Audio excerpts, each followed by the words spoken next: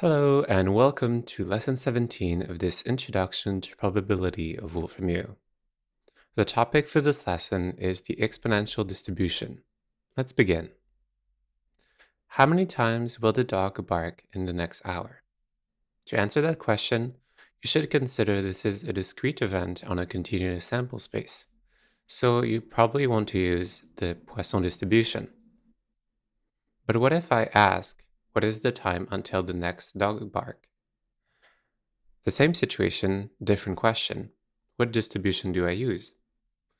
This is called the exponential distribution, and it's used to model the amount of time until an event occurs. You'll see how to calculate the exponential expectation, probability, estimation, and simulation. Consider a situation where you have a constant rate of events, also called a Poisson process, exactly the same as for a Poisson distribution. That rate is the mean of the Poisson distribution, and for this lesson, we'll call it lambda, to avoid confusion with the exponential mean. The time before an event occurs is always from 0 to infinity, but it should also be biased towards 0, since almost no process ever gets far from the mean. The negative exponential function fits that need. It goes from 0 to infinity, but it's also heavier towards the left.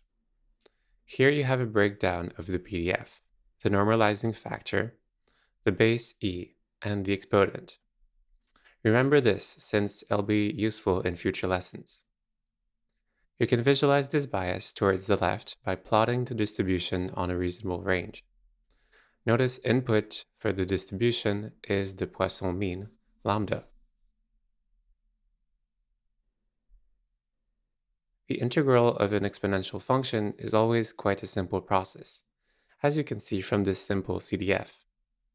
You can use the same plotting process for the CDF. Notice that while lambda changes the average, with proper scaling, the distribution always has the same shape. This is an indication of a very rare property, the memoryless property. It means the probability of future events is not affected by past events. If I tell you the number of times the dog barked so far, it should not affect the time you expect until the next bark. Since the Poisson distribution is always about events per time, so then the exponential distribution is the inverse, so time per event. Since the mean of Poisson is lambda, then the mean of the exponential must be 1 on lambda. The memoryless property makes the standard deviation equal to the mean, so for the variance, also known as the variation squared, it's the exponential mean squared. When should you use the exponential distribution? Well, simply put, anywhere you previously could assume Poisson. Depending on the question, you may now also assume the exponential distribution.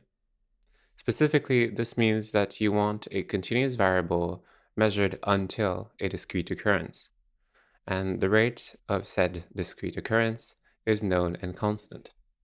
Important advanced applications of this exponential distribution include queuing and reliability, which you can learn more about on these links. Let's take an example of reliability. Imagine a battery with a discharge rate of 1 over 3000 per hour. What's the probability that your battery lasts fewer than 2500 hours? Take the probability of a battery lasting less than 2500 distributed with a 1 over 3000 rate, and you get the answer. You can also do the same thing with the CDF. Now, for an example of queuing, assume the waiting time in a restaurant is on average 5 minutes. Then what's the probability you wait more than 10 minutes? Just take the probability of the wait being more than 10 with the rate 1 over 5, that is the inverse of the mean, so lambda, to get your solution.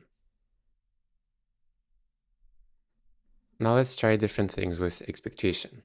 In a casino, is on average 50 dice rolls every minute. What's the expected time until the next roll? Here, I use unit conversion since the answer is likely to make more sense in seconds. So I take the expectation of x, considering the rate of 50 per minute, and you have the answer. Now consider the lung cancer rate of smokers over 40 is a function based on the age in years. So lambda would be equal to 0.027 plus 0.00025 times the age minus 40 to the power 2, when, of course, the age is greater than 40. What then is the expected probability a 60-year-old smoker doesn't contract lung cancer? Well, take the expectation of the inverse of x, where x is the lung cancer rate, for a 60-year-old smoker, and you get 87.3%. Let's say you purchased an old Kolmogorov car. The odometer already has 10,000 kilometers on it, so already 1/4 of its expected lifetime, which means the expected lifetime is 40,000 kilometers.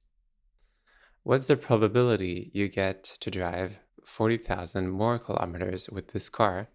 So in total, 50,000, assuming either exponential or uniform distributions. Take the probability at greater than 50,000, considering 10,000 have already occurred, under the exponential with a 40,000 lifespan, and under the uniform between 0 and 80,000 to get an average of indeed 40,000. For the exponential distribution, it's about 37%, and for the uniform distribution, it's about 43%.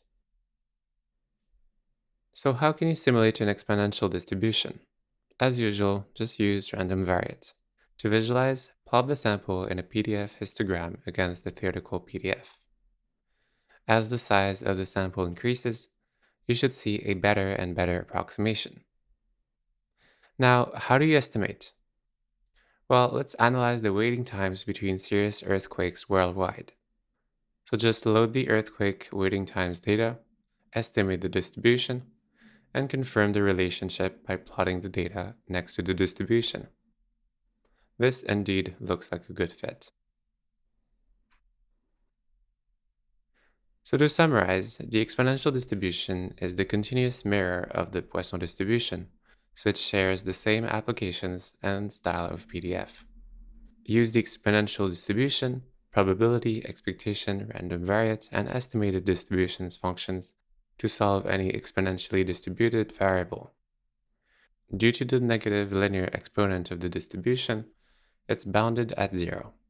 But to avoid that bound, we need to use the most famous distribution, the normal distribution.